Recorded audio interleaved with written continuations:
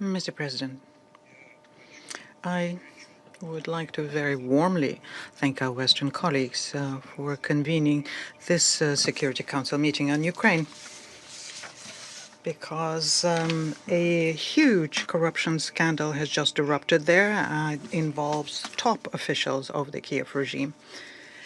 For us, this comes as no surprise. At almost every meeting, we have told you that you are dealing with a thieving, corrupt pack profiting from war with your money.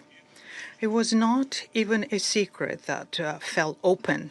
It was so obvious that only the blind could fail to notice it. And here one is tempted to ask a question from a well-known skit which would be familiar to Russian and Ukrainian audiences. Question, where's the money? Answer, what money? On the 10th of November, the Ukraine's National Anti-Corruption Bureau, after a series of searches, reported uncovering large-scale embezzlement at Energoatom, which is the operator of Ukraine's nuclear power plants. According to the investigation, the organizer and the main beneficiary of the illegal enrichment scheme was Timur Mindich, Zelensky's longtime associate. NABU says that in just 1 year, members of this criminal network laundered about $100 million in kickbacks.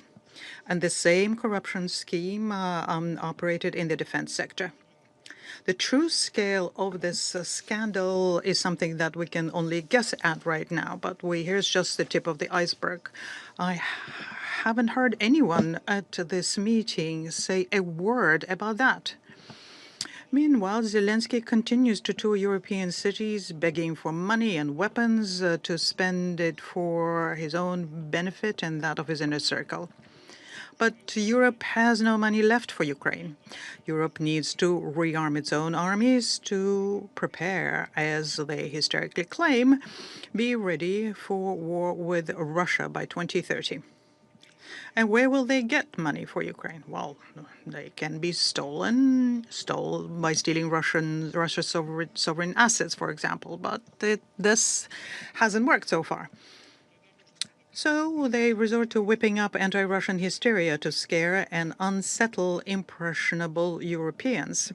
For example, with alleged Russian drones entering airspace, the UK Defence Secretary John Healey dispatched British fighters and a frigate to monitor the Russian oceanographic vessel called Yantar. No sooner had an incident occurred with damaged railway tracks in Poland committed, according to the Polish authorities themselves, by 2 Ukrainians, than Warsaw declared, clearly without showing any evidence of the fact that the trail leads to Russia, because it was an act of state terrorism carried out by Ukrainians working for Russian intelligence. And the speed of arriving at such conclusions by Polish authorities is truly astounding. We, after all, remember well who was the first to thank the United States in the Biden administration for the Nord Stream terrorist attack. It was Poland's current foreign minister, Sikorski. Now, on the ground situation, the position of Ukraine's armed forces remains dire, not to say catastrophic. Russian troops are successfully advancing on almost all fronts, essentially. According to Russia's Ministry of Defense, in the past week, several towns and villages in Kharkiv, Dnipropetrovsk, Zaporozhye regions was liberated, and in the DPR. Ukrainian military equipment, including Neptune launchers and U.S.-made HIMARS systems, being systematically destroyed, including command posts of the Ukrainian army, fortifications, armored vehicles, ammunition depots, and drone control centers. Supply lines are also being disrupted. Ukrainian units continue to suffer heavy losses and rapidly lose fighting capability. Ukrainian forces are stymied in major strategic hubs such as Krasnoarmeysk, which is formerly Pokrovsk, in Dimitrov, and Kupiansk. Kupiansk has been liberated. Kiev denies this, citing Russian propaganda. In late October, President Putin proposed granting unhindered access there for foreign journalists, including Ukrainian ones, to make sure that they can see firsthand what the situation is. Russian command was ready to suspend hostilities for 5 to 6 hours to create safe corridors for the press, but Kiev, of course, refused. And leading Western media and journalist associations also remained silent. Indeed, why would you want to learn the truth that would shatter Zelensky's carefully spread myths about Ukraine's invincible army?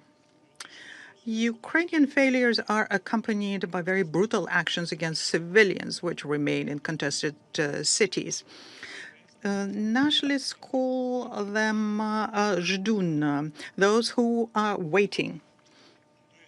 Those who want to stay and then later move to the Russian side. On the 14th of November, 7 civilians killed in the DPR by targeted Ukrainian drone and mortar attacks were trying to evacuate the local priest, his wife, and parish families as they were trying to evacuate. They were methodically hunted down, and then the villagers were prevented from retrieving and burying the bodies as drones continued hunting for them. The fact that Ukrainian forces use civilians as human shields, place command posts in private homes, deploy air defenses in residential areas, conduct military operations in densely populated cities is something that's also being confirmed by foreign journalists now, who can hardly be suspected of being pro-Russian. But deliberate killing of isolated civilians fleeing combat zones is beyond evil, let alone humanitarian law. Between 20th October and 16th of November of this year, 307 Russian civilians were harmed by Ukrainian shelling. 260 people were wounded, including 20 minors, and 47 were killed, and this includes 2 children.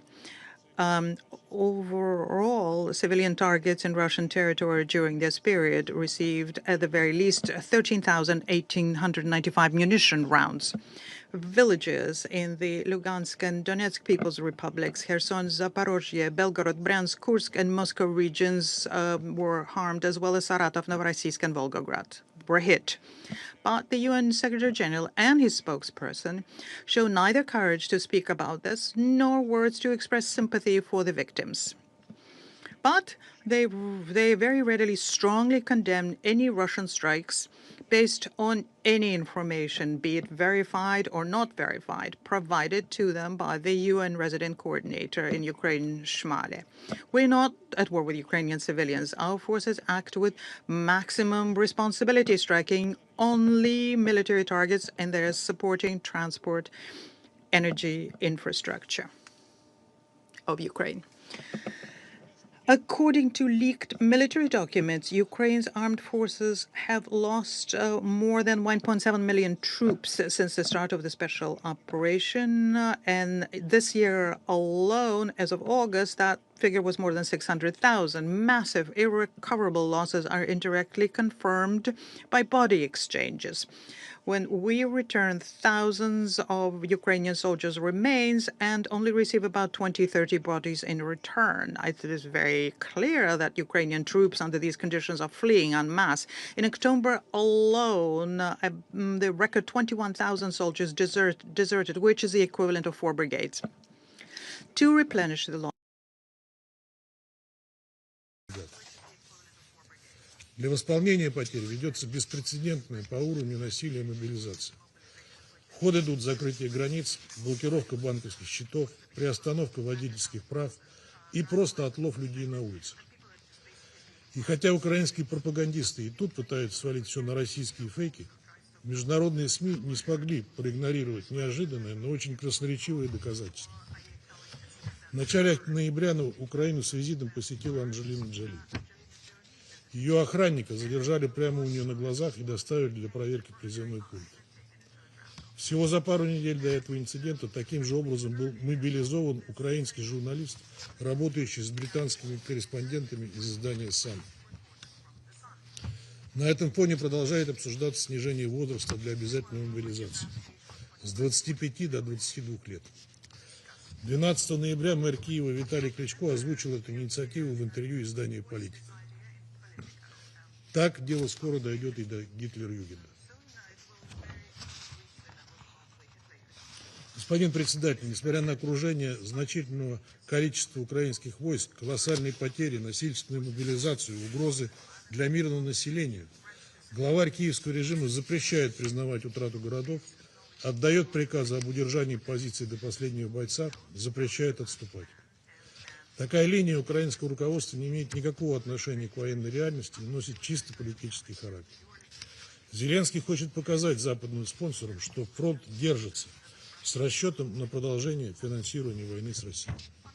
Ему нужны миллиарды долларов для того, чтобы война продолжалась, в том числе для обогащения его и его признаков, и сохранялись основания для того, чтобы оставаться у власти. При этом со стороны Киева мы слышим отчаянные призывы о прекращении огня.